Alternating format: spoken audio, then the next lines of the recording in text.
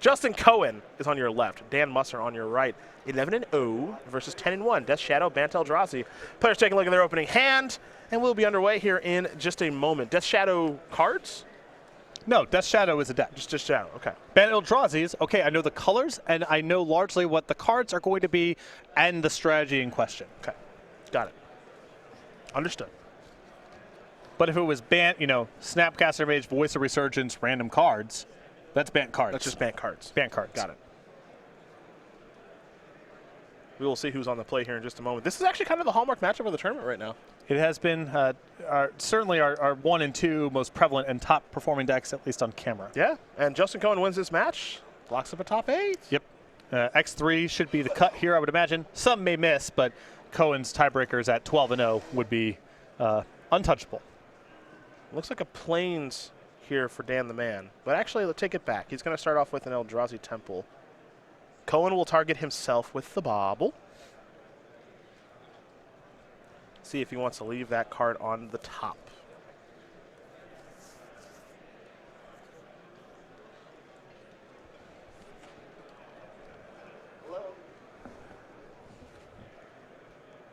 He'll draw that card. It's a basic forest.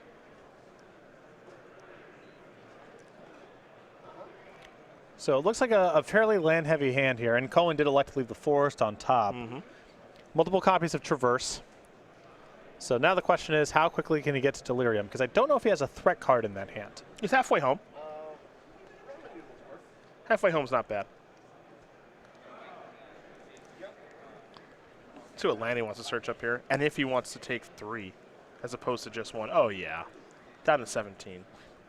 It is important to be able to cast Death Shadow on time. You don't want to stay with it in your hand.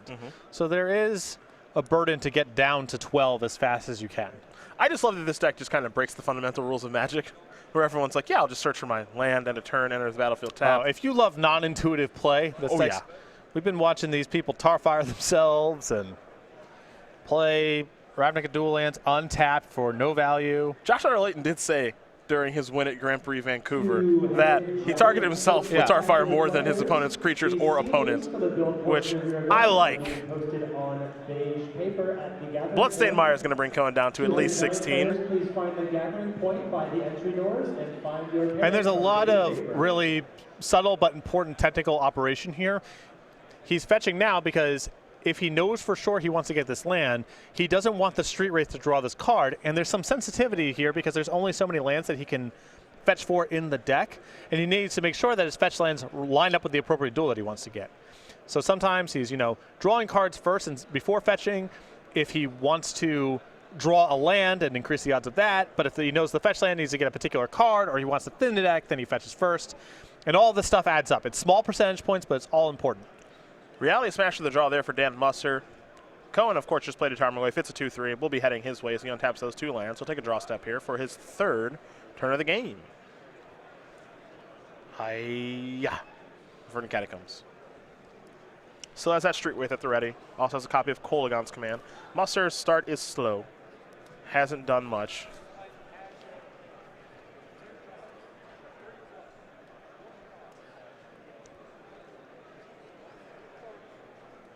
So again, mission here, try to get to Delirium. Turn that Traverse into a threat card. Street Wraith gets him up to a 3rd card type and grows the Tarmogoyf. Can he get card type number 4 in there? 10 a.m. Legacy Challenge players, your round 3 pairings are being posted on pink paper at the gathering point. 10 a.m. Legacy, please find your round 3 pairings and find your seats. Time to sacrifice a Verdant Catacombs.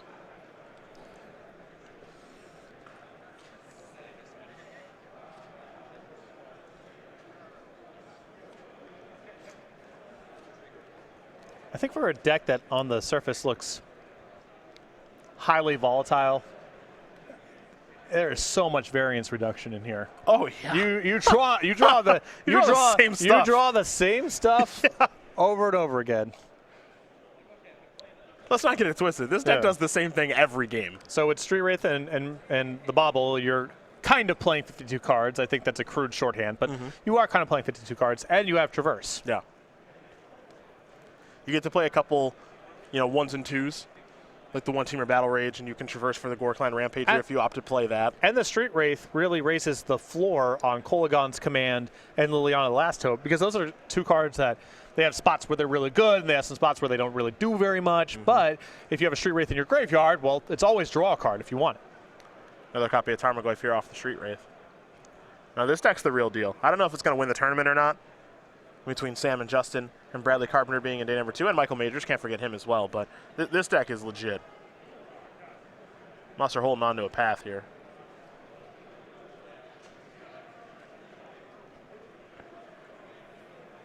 He's going to take the damage. Going to fall down to 17. Now Cohen still only with the 3 card types. Time for a second Tarmogoyf, perhaps? Yes. And he'll pass a turn. Is it time for Musser to play one of these paths? Yes. Goodbye, Tarmogoyf. Cohen will likely search up a land here. He's got 2 basics in the list.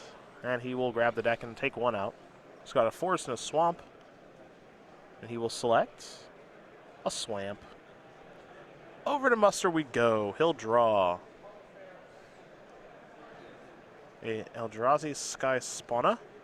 He has another Temple and a Reality Smasher. And yeah, again, what's so weird about this Dust Shadow deck is it tries to kill itself so much that a 5/5 haster in a situation like this is a real problem for Cohen. And Cohen can't interact with the card at instant speed. Yep. So it is a specific issue in the matchup. I mean, this game could easily come down to, you know, let's say Cohen untaps, plays Liliana the Veil and minuses, and Cohen just has Musser just has a second copy of Reality Smasher.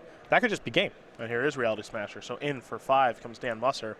Cohen's going to fall down to 4, and all of a sudden, Cohen might have to put the brakes on. And still not at Delirium for this Traverse. Still a card short. Top card is a Thoughtseize. Well, that is card type number 4 to pair with land, creature, and artifact in the graveyard. Also, Thoughtseize can potentially get a follow-up Reality Smasher out of the hand. Well, let's take a look at what Musser's working with here. Well, there's another Reality Smasher. So you mentioned that. He's got an Ancient Stirrings Noble Hierarch, an Eldrazi Sky Spawner, and a Ghost Quarter. Uncastables and a Reality Smasher. Now, does he have a basic forest in the list?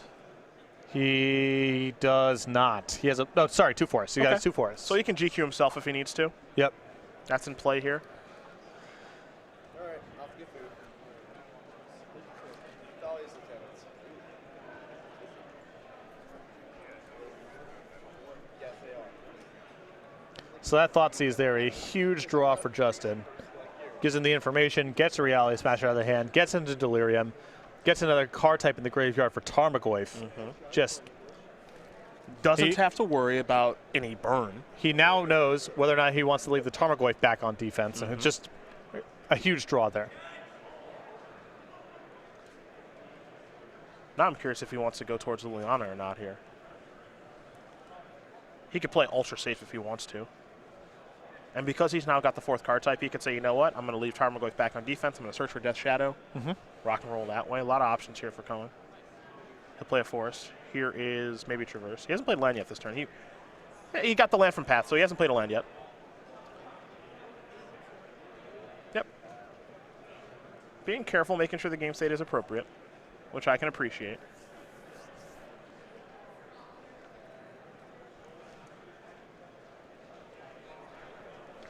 Traversing for a Death Shadow.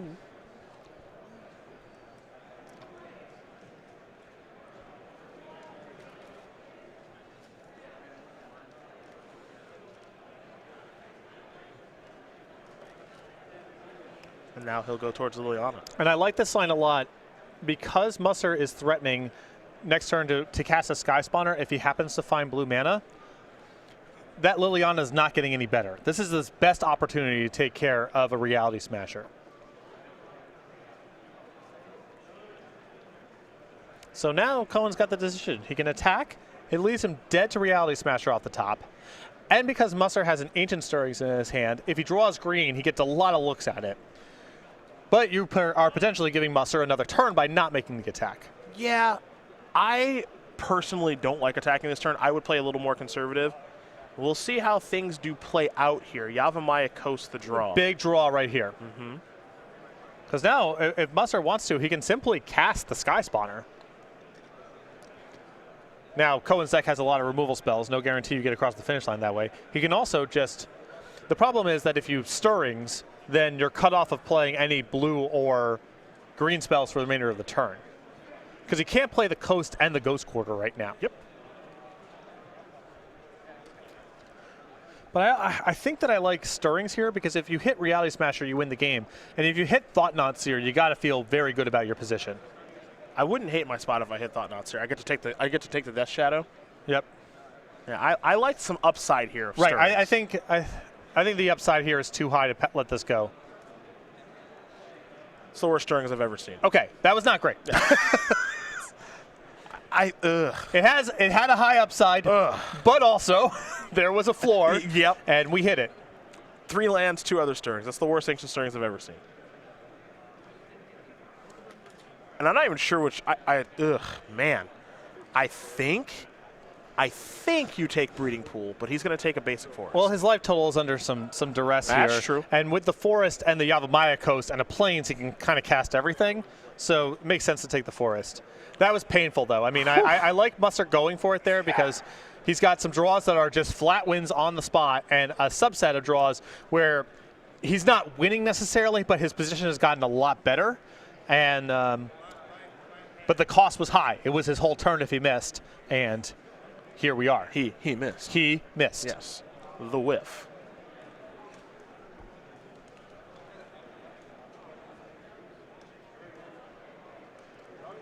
Three mana. It might be Kolaghan's Command, huh?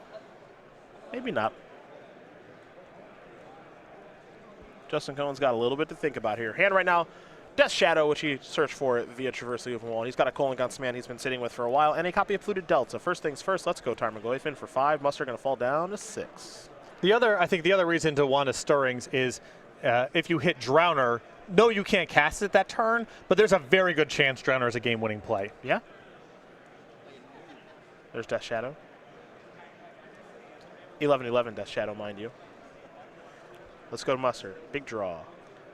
Didn't get a great look. He'll play a Foresta.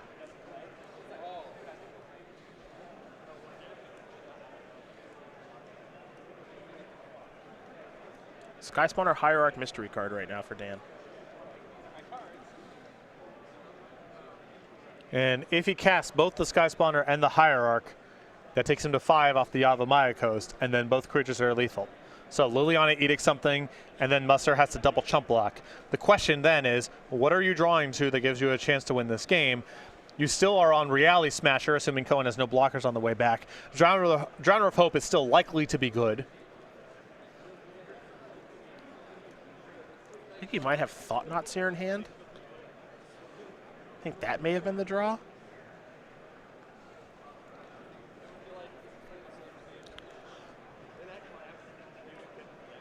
Yeah, that's what he drew. So he can play Thought-Knot Seer plus Sky Spawner. And that's 3 bodies, but he loses 2 of them, so it's... The problem that I have, though, is if you are going to block with...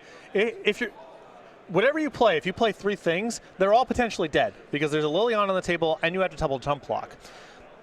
And I think the cost is very high of giving Cohen another card here because if he finds a blocker on the way back, now suddenly Reality Smasher is cut off as a win. If he has a 3rd creature on the battlefield, now Drowner of Hope doesn't necessarily get you there because you have to block and tap twice. So I think the cost of the card is just too high here if you assume the Thought-Knot Seer is not going to survive this turn. No, what are you suggesting he does otherwise? Just play Noble Hierarch and the Sky Spawner. And then at least you're not giving Cohen a draw step, assuming that all 3 creatures have to die.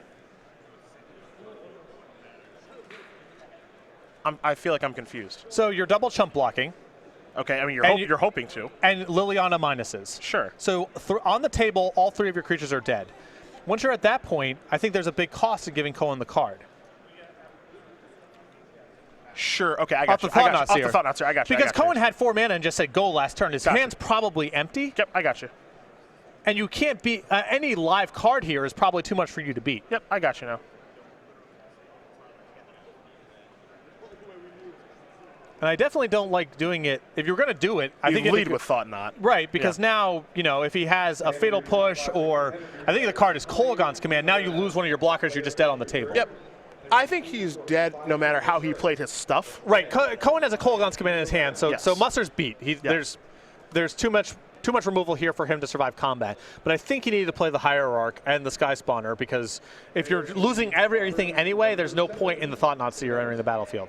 If you're going to cast Thought-Knot Seer, it should have happened first. Sure. Because if the card in his hand is Fatal Push, you at least get an opportunity to block. Sure. Understood. All of it for naught. Justin Cohen going to win this game here over Dan Musser. Death Shadow up a game here over Bant Eldrazi. We will start with Musser's sideboard. 3 Stony Silence, 2 Blessed Alliance, 2 Grafdigger's Cage, 2 Negate, 2 Rest in Peace and some fun ofs here in Thragtusk, Disdainful Stroke, Elspeth Sun's Champion, and a Natural State. So easy talked me into the 2 copies of Blessed Alliance. And it's just, Cohen only has so many threats. It's a very solid answer there. I think the 1 copy of Thragtusk is probably good enough. It's a lot of value. It's a lot of presence on the battlefield. The Elspeth might also be something to work to. I don't know if the matchup is just too fast for him to get there, but Elspeth's minus power and plus power are very good in the matchup. If he thinks he can drag it out, Elspeth's potentially a game winner. For Justin Cohen, 3 Lingering Souls, 2 Fatal Push, 2 Surgical Extract, and 2 Fulminator Mage. 1 ofs in Ranger of Eos, Ancient Grudge, Kataki Wars, Wage, Grafdigger's Cage, Aethersworn Canonist, and a Terminate. So when we saw Cohen play this matchup before, he did not go to the late game package of Lingering Souls, Fulminator Mages, Ranger of Eos, whatever. I would expect the same philosophy here of just bring in the Terminate, bring in the 2 copies of Fatal Push, and try to stay as low to the ground as possible. Those are the options there for both players. So, as they get ready here for game number 2, they will sideboard shuffle up. Dan Musser will be on the play. Let's talk about the Season 1 schedule here on the SCG Tour for 2017. The Atlanta Invitational seems like years ago now that Jacob Ball did win that tournament to qualify for the Players' Championship. Then we were in Columbus and Richmond. We did our regional championships. Baltimore Team Open, where Patrick Sullivan, he got 8th place. Yep, a defining finish in my career. But that tournament was won by Ben Stark, Matt Nass, and Sam Pardee. We're here in Indy. We'll crown a champion here eventually. And then a couple weeks from now, I'm telling you right now, it's going to sell out. SCG Dallas. I would recommend, if you're going to play in Dallas, which is Modern, March 11th and 12th, I would recommend registering as soon as possible because that event is likely to sell out. Then we go to Worcester, Massachusetts for Legacy, April 8th and 9th. Then Standard in Atlanta and Louisville, Modern in Baltimore and Charlotte, and then the Season 1 Invitational, Roanoke, Virginia, June 30th to July 2nd, Modern and Standard as the invitational formats. We got play mats for days, folks. You play the Standard Open. It's not Smuggler's Copter. Not anymore. Changed it. That one's long gone, given its banning. So we've got a beautiful Ether Hub instead for all of our Standard Open and Classic players. For Modern, like this weekend, hello, Ether Vial. You can get that for your Modern Classics and Opens. And then last but certainly not least, you want Gamble? You got Gamble for our Legacy Open and Classic players. Free exclusive play mats here with entry into any Season 1 Open or Classic on the SCG Tour. And wait, we're not kidding. We know that Dallas, those players, they show out. So that event is going to sell out. Furthermore, make sure that when you register for one of these events, you redeem your voucher at the site to get your playmat. Yes. Because in Baltimore, my teammate failed to do that. Is this more? This is more Chad, isn't it? Now I don't have a Gamble playmat. This is more Chad. That just threw it away. I didn't name names. I just did. Okay. I just did. So we're down 3 playmats. And bad I would have beat. liked to have the Gamble one. It's a bad beat right there. So, fortunately, for all these other events, you aren't at the mercy of the incompetence of the people around you. You can just resolve this yourself. But to reiterate, make sure to redeem that voucher on site at the event in question to pick up your playmat, whether it be it Ether Hub, Sensei's Divine Top, or Sensei's Gamble, Divine Top, huh? Gamble, what have you. It was Ether Vial. Ether Vial. It's okay. I'm not judging. Top we was had the top last. previously. Right. I'm not judging. Excuse me. I'm not judging. Plus, who would want it? Well, actually, the top artwork on that playmat was really good. It was nice. So it's really good. Yeah. I hate Sensei's Divine Top, but the artwork is really good. So there's that. Dan Musser going to be on the play here in just a moment against Justin Cohen. I want to thank everybody for joining us here. Cedric Phillips, Patrick Sullivan. We are in the booth. Nick Miller's over in the sideboard. At SCG Tour, hashtag SCG Indy all weekend long. Join in on the conversation on Twitter. And don't forget, you will get to pick the quarterfinals so long as you are a member of the feature match area on twitch.tv/SCG Tour. And these feature matches are looking like they're going to be a doozy. The cream, as it often does, is rising to the top here this week in Indianapolis. Justin Cohen looking for a 12-0 start to lock up his top 8. And Dan Musser, even if he does lose this match, he's still very much in top 8 contention. Michael Majors walking away from his match right now behind Justin Cohen. I think he was walking with the match slip. Usually is. Yeah. Being in the top 8 on Major Michael's resume. Musser giving it a long look here. Not sure if he's going to keep or not. It looks like he will. And now it's time for Justin Cohen to go in the tank. Cohen has displayed extremely tight operations with this deck all weekend long. No surprise to see him as the lone 11-0. It's funny, we talked to Cohen on our way out the door yesterday, and he said, man, I should have went to Vancouver. Yep. Had I known Yeah. this deck was that good, I would have definitely gone to Vancouver. His roommate and good friend, Sam Black, he said, Justin, we got a good one here. You should Yeah. come. And he said, man, you say that all the time. Right, you don't know. Yeah. He said something along the lines of, I didn't know it was this. Yeah. I didn't know my deck was this good. Okay, well, this is a draw.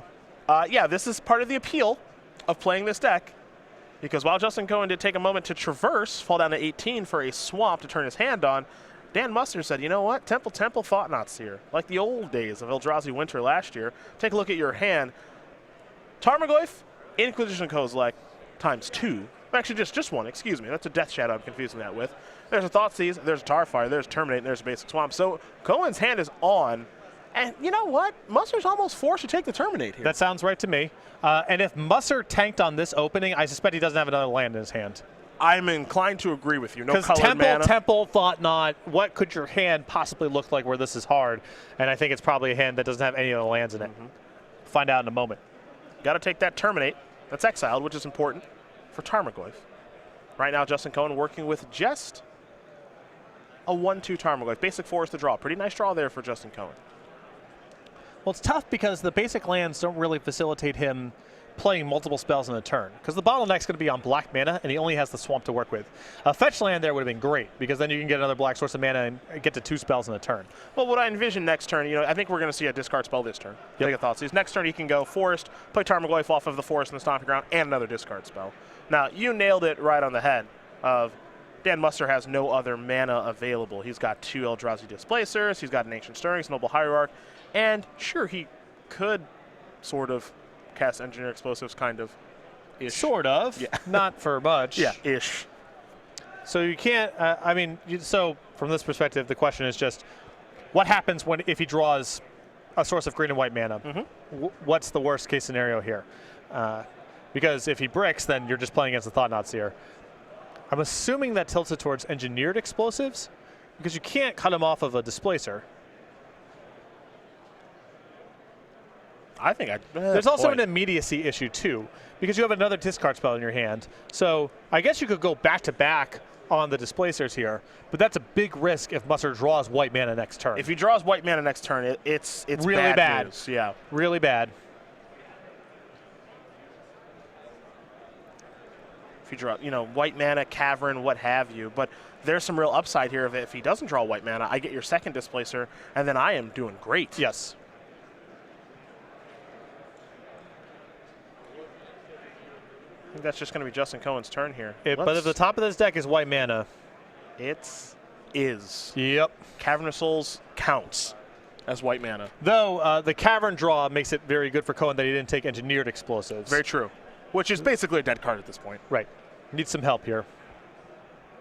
Now, what's going to be interesting now, and if you're Musser, we're working with perfect information, so it's very easy for us to say, don't name whatever Noble Hierarch's creature type is, because it'll just get Tarfired. But also, actually, Musser's working with that info, because he saw his hand, he knows there's a Tarfire over there, and he knows that Eldrazi Displacer is pretty safe. Yeah, I'm guessing you just are supposed to be naming Eldrazi here. We'll confirm the name on Cavernous Souls here in just a moment, and he's going to go with Eldrazi. It's not just about this turn, too. There are future draw steps where, on the balance, you're much happier having that on Eldrazi than naming Noble Hierarch. Sure. But bad news for Cohen. He really needed a 1-turn window there to fade. Here's an attack for 4. Cohen's going to fall down to 12. And now, as here comes Eldrazi Displacer, again, we work ourselves into a very weird game when you are playing against Death Shadow, because the more hits, the bigger the Shadow gets. So, right now, the Shadow's just a 1-1. But if Cohen ends up taking another hit, the Shadow becomes much larger and can kind of check these creatures. Now, Eldrazi Displacer does a great job of checking the Death Shadow. Yep. But if that Eldrazi Displacer ends up leaving the battlefield for whatever reason, things get interesting. Cohen might be thinking might be thinking Tarfire you or me. Okay. Excuse me. Why did I think he was going to Tarfire Dan? That would be silly. Fatal push to draw. Big one. Although not yet. Yeah, not yet. But big. Starts the game standard classic. You kind of need to get Musser into a holding pattern where he just needs to use all of his mana on displacing your threats for a little bit. Try to get to a draw step where you can trigger Revolt, get the displacer off the battlefield, and then have a better presence. So actually, it's really kind of interesting here because I'm curious what Cohen's going to play. And the reason I say that is because if he were to play Tarmogoyf this turn, and he's going to play both, but if he were to play Tarmogoyf by itself, it would have been a 1, 2, 3, 4 power creature. Well, we can check it right now, 4, 5. It would have checked what Musser had. So I think that you had to kind of swallow up this turn, get as much on the battlefield as possible to force Musser to commit as much mana as possible to having to displace your creatures. So if he plays a Tarmogoyf and leaves the swamp up, Musser can't attack. Right. Well, no, you could potentially just go tap down your Tarmogoyf and hit you. Perfect. That turns on Fatal Push's Revolt. Sure. So then he could have Fatal Pushed away either creature, most likely the Displacer, and he takes the hit for 4, obviously. But what if Musser doesn't cooperate? Well, and then he can't attack then. But he can still just pass to you, and then what's your turn looking like? I guess you always have access to the no, because if you play the Death Shadow, then you're cut off of black mana. I'm saying just play Tarmogoyf with black up and pass. No, I understand. The problem is that if Musser doesn't cooperate and he's just like play a thing, maybe not, and say go, you have to draw a second black mana before you can cast the Death Shadow. And That's you might true. just get overwhelmed Sure. if he's just casting stuff. That's true. I like Cohen kind of swallowing up the one turn because now Musser has to commit a lot of mana to managing the battlefield. Both of the threats on Cohen's side are larger or potentially larger than what Musser has. Now, Musser drew a Brushland, which does turn on Engineering Explosives, but Musser says, you know what? Just go. Tarfire the draw. Now, the only card that Dan knows that Justin has right now is the Inquisition of Kozilek. He does not know about Fatal Push. He does not know about Tarfire.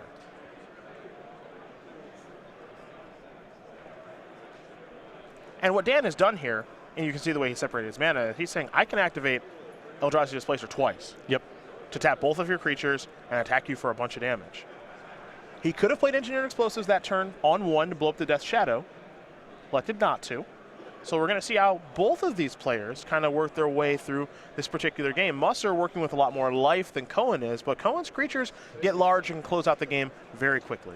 But as long as Musser can prevent Death Shadow from doing anything, he can manage the Tarmogoyf, so he has a lot more life to work with, because the Tarmogoyf's only so big.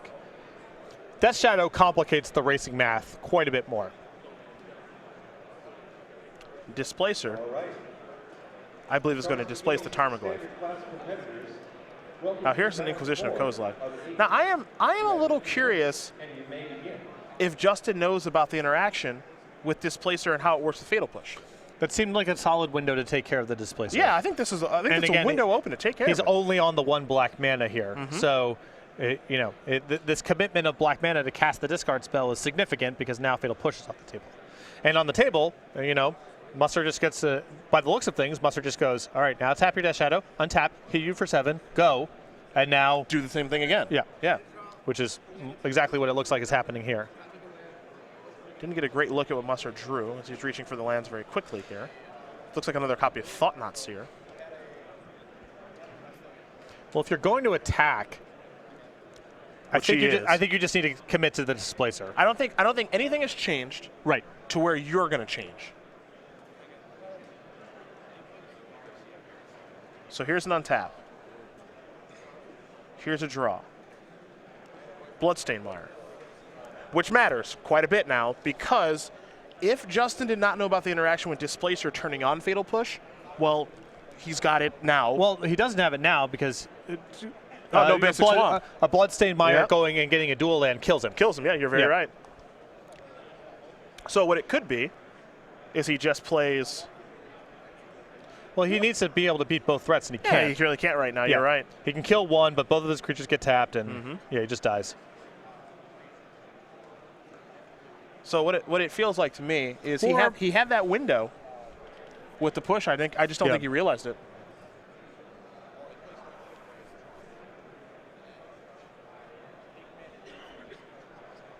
Because I don't think there's a way out right now. Yeah, and this was on the table. This was if Musser did it last turn, he was going to do it this turn. Mm-hmm.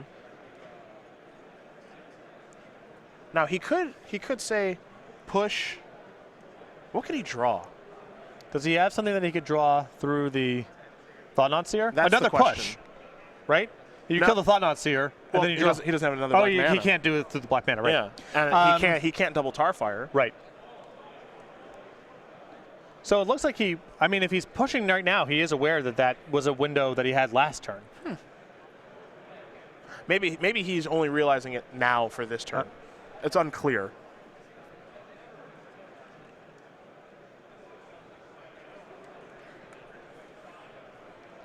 Yeah, he'll draw. Again, I think he's on a no for. Abrupt Decay. Okay. Nope, no black. Oh, yeah, he's still in black. Right. Yep. He drew a fatal push. Right. And that's no good. Yep.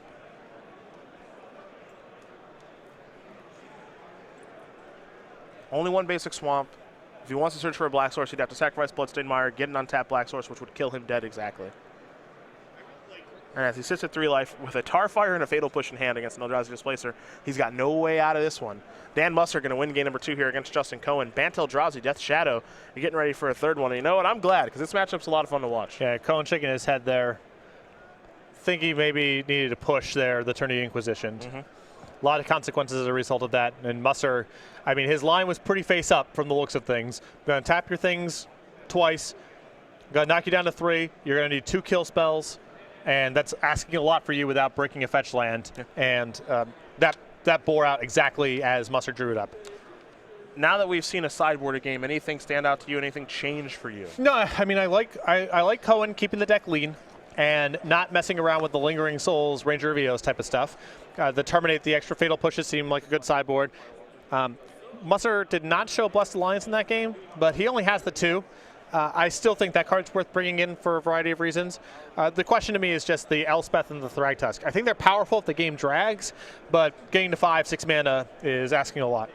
All right. Well, these players are going to shuffle up, sideboard, all that good stuff here for a third and final game. Justin Cohen wins this one. He's a lock for top 8. Dan Musser wins this one. He's in very, very good shape for top 8. But while they get ready for that, we'll talk about our creature collection here with StarCityGames.com. It's Corgi Firewalker, and it's available now in playmat sleeves and player bundles. Go to StarCityGames.com/creature collection so you can see all the members of our creature collection family, and this is the newest one in Corgi Firewalker that, again, you can get in playmats, sleeves, player bundles. Go to StarCityGames.com/creature collection for more information as we get ready here for game number 3 between Justin Cohen and Dan Musser. These two players are right at the very top of the standings.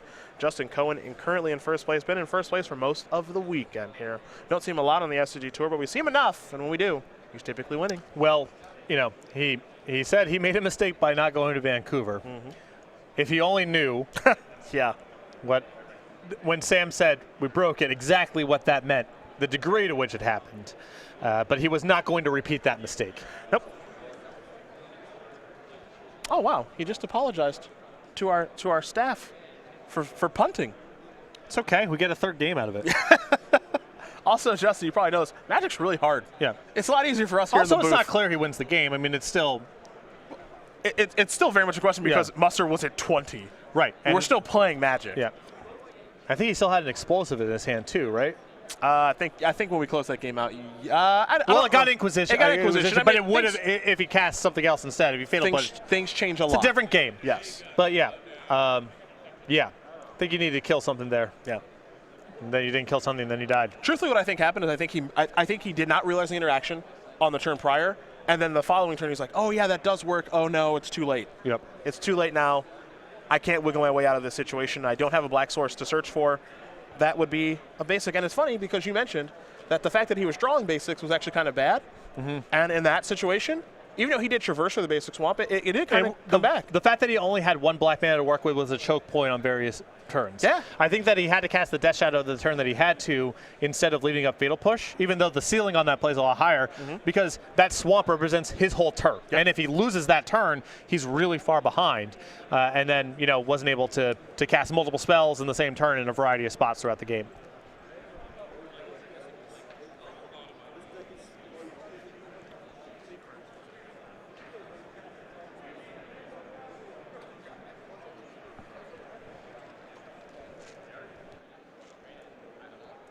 Cohen here really pondering this opening 7. His opening hands generally have him in the tank. Again, with Death Shadow, we've mentioned this so many times this week, and we will continue to. The opening hands do not really sell themselves. Yeah. They're very strange. It's hard, and you are also working with unknown information a good percentage of the time. He's going to play a Mirror's Bauble to start. Scope out the action. Yep. Get a little look over at Dan Musser's top card. Helps with the discard spell. Very true. Now I know. And now he's going to sacrifice a Bloodstained Mire, fall down to 19, most likely 17, given what his deck is trying to accomplish. There's Overgrown Tomb.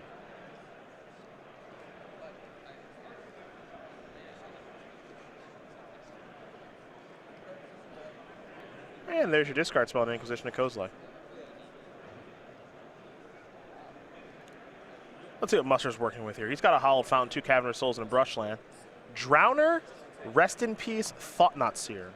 A slow hand. Very slow hand. I think Cohen's hand, though, is similarly slow. I think he's only got discard spells and some lands to work with. Okay.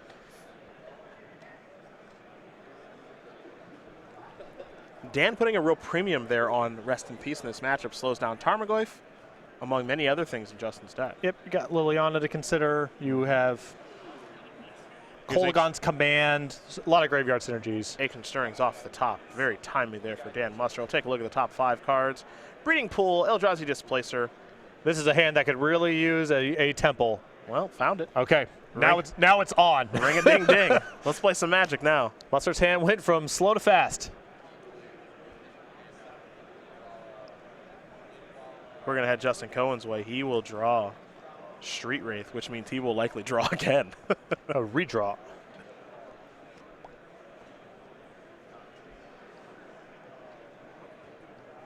$15.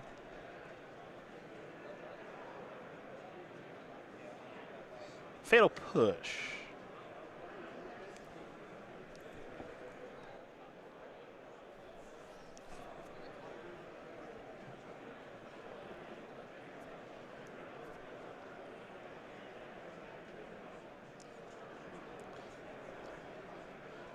I think that was a very dangerous keep from Musser, but the top of the deck cooperated in a big way. Could have been bad news. That's for sure. Godless Shriner is the battlefield untapped.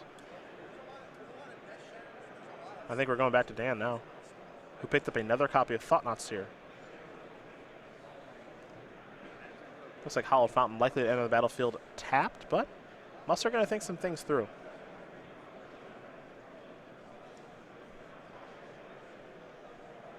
He might go towards the Temple. Temple's got some upside here. He will play the Temple and simply pass the turn back over to Justin Cohen. Justin Cohen, sitting at 13 life, will head to his 3rd turn. Draw step. Bauble.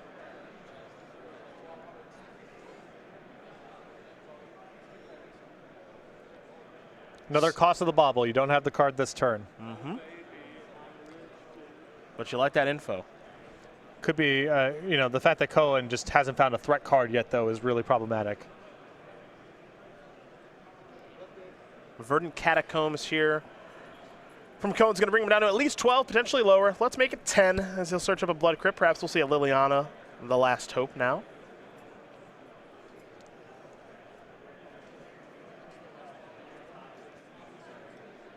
He would be away from him to use all of his mana. Although he may want to sit on the Bauble here as a Revolt enabler. For the Fatal Push? Right, because I don't think he has any other way to do it right now. Well, here's Liliana. 11 a.m. sealed spectacular players. Your Down to round 1. turns have been posted. And a 1. 11 a.m. And a sealed 2. spectacular Getting back Street players. Wraith. Your Oh, round the turns are values. posted. So many small synergies woven in. But no, it doesn't take much to make Cantrip, a free cycle, a good thing to be doing. And all these little synergies, it adds up. Now, I like playing the Bauble here, but not using it. Right. Ah, another Temple here from Musser. Now, where does Dan want to go? Again, a lot of copies of Thought-Knot Seer in hand. We know he's got a Drowner. I do not believe he has a Reality Smasher just yet. Imagine land Thought-Knot seems pretty straightforward to me. I don't dislike it as there's a Cavernous Souls that he's thinking about playing. Likely naming Eldrazi, but we'll get confirmation. And now here is Thought-Knot Seer. The Cavern of Souls is naming Eldrazi. Now, Thought-Knot Seer will get a look. 2 Fatal Push, Street Wraith, which could be anything, and an Inquisition of Kozilek. You can't cut him off the Fatal Push. I guess you have 2 Thought-Knot Seers. That makes it more attractive to take the Fatal Push. I don't know, if you're playing towards Drowner, it might be Street Wraith. If Cohen's going to be sitting here on this really reactive hand while you're playing towards Drowner, that feels pretty good. I kind of like taking Street Wraith. I don't care about Inquisition. And I really can't stop all these pushes. And there's no guarantee the second Fatal Push is even good. He may not find a Revolt Enabler. I guess my feeling is if we're playing Draw Go, Mustard's got a huge edge. Yeah, the longer we go, the better it is. And I like this. I mean, I know leaving your opponent with 2 Fatal Pushes against your 2 Thought-Knot Seers doesn't look great. It also means that Liliana is not worth very much right now. Yep. Because, he could hypothetically plus, then next turn minus to get the Street Rate back. That's another card. Another bobble here. If Cohen's playing off the top of his deck here, and your hand's already rolled up, and he's at 10. I mean, this feels like a good spot to leave Cohen with the hand that he has as much as possible. Cohen says, all right, let me take a look at what you're going to draw. I've also enabled Revolt. I'll use my Godless Shrine to play a Fatal Push. Goodbye, Thought-Knot Seer. Let me draw a card. High Death Shadow. Okay.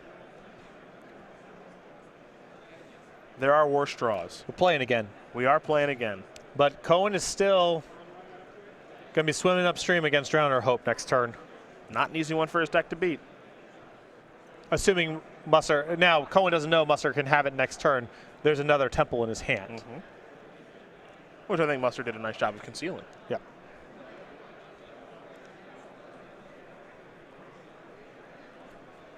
Also, Cohen does not know that there's another Thought-Knot Seer. Right. I think he's about to take a look at a hand that's bad news. Inquisition of Kozilek. Swing and a miss. Eldrazi Temple, Drowner, Thought-Knot Seer, Cavern of Souls. Those are the 4 cards he doesn't know about. And the one that he does, well, actually he knew about the Drowner. I take that back. But the one that he does know about is a Hallowed Fountain. So he'll write all those contents down. And he will not hit here with the Inquisition of Kozilek.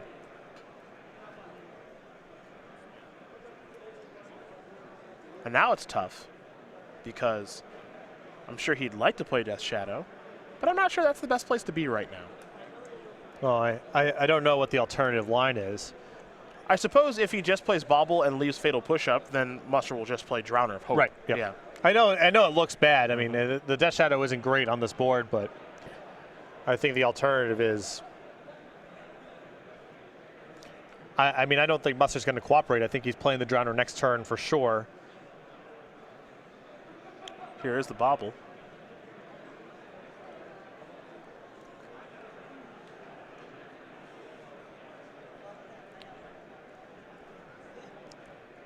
Here comes a Death Shadow. Now, one thing to note, it feels minor, but it's actually pretty major. Cohen has a draw step coming. Yep. With the Bobble. Just want to make sure he doesn't forget because his turn was lengthy. Yep. And that's an easy thing to forget because it's so strange. But the Pro Tour runner-up does not forget that trigger. Now it's Muster's turn. Death Shadow right now, 3/3. Not that big, but it doesn't take much. I don't know. And with the removal that Cohen's shown and Fatal Pushes and Tar Fires and so forth, I just want to cast the Drowner this turn. I think it's a very hard card for Cohen to get off the battlefield. I want the Drowner this turn as well. And so does Dan Musser. Now you can argue it's a little bad because of the Liliana the Last Hope can take care of a Scion, but then you just tap the Death Shadow and whatever. That's okay. Yeah, that's okay. Now, Also, will Justin Cohen use the Bobble? That's maybe yes now. But continue your thought. Oh, just, I know that there's, Cohen's light on cards. There's some argument to just Thought-Knot him and maybe get the last thing out of his hand. but I'm not risking a Thoughtseize off the top taking care of this Drowner. Because Cohen can beat a Thought-Knot Seer on the battlefield. That's not that hard. Beating the Drowner, much more complicated. Well, he found a Thoughtseize off of the Bobble Trigger and then a Swamp for his draw step. Not the most exciting couple of draws, I will say that. And this is why I think, to go back to several turns ago, why I liked Musser getting the Street Wraith out of the hand, because I think that Street Wraith in the graveyard as just another draw step for Cohen is a lot more valuable than anything else he can do with this Liliana right now. And the Fatal Push that Cohen got left in the hand, Musser's not super concerned with right now. In part because there's no guarantee that Cohen's able to enable Revolt easily going forward. And in fact, his hand can't right now. It's a land, it's 2 Thoughtseizes and a Fatal Push.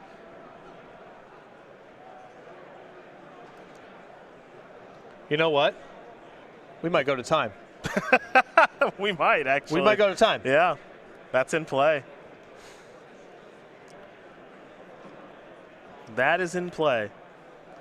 And now Cohen's kind of in the squeeze here, where he knows he has to Thoughtseize to get rid of the Thought-Knot Seer. He would like to, for sure, yeah. But Musser has the ability on the table to just flip it and attack for a lot of damage. And can Cohen afford the life loss? But then, to get the Death Shadow to a point where Musser has to respect it at all, he needs to get his life total a little bit lower. And that's why I think the best path against Death Shadow is be able to maintain the game and burst in one turn. Yeah. Because that puts a lot more tax on them Thoughtseizing and Street Wraithing, and Cohen's now in that squeeze. Liliana's going to move up, and I think, yeah, Dan is going to tap that Death Shadow. He's certainly not going to miss that. Modern Classic players, that is time in the round. Active player is turn 0, you have 5 additional turns.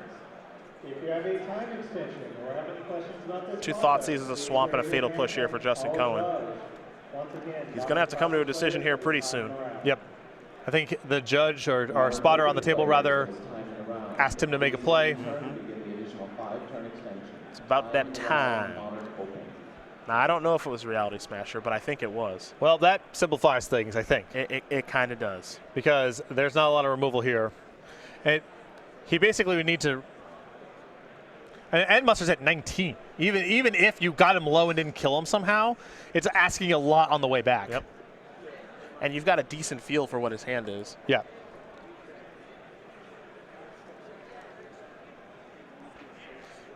And, you know, the risk here is that, you know, you play the Reality Smasher and attack, your Drowner gets killed, and now you're exposed on the way back. I suppose the question I'd ask myself if I was Dan right now is, okay, well, if I play this, how does he kill one of my 2 5/5s that costs a bunch of mana? Exactly. You know, Yeah. what weird wonky spell does he have that all of a sudden one of these is dying? I mean, he could have a sideboarded Terminate.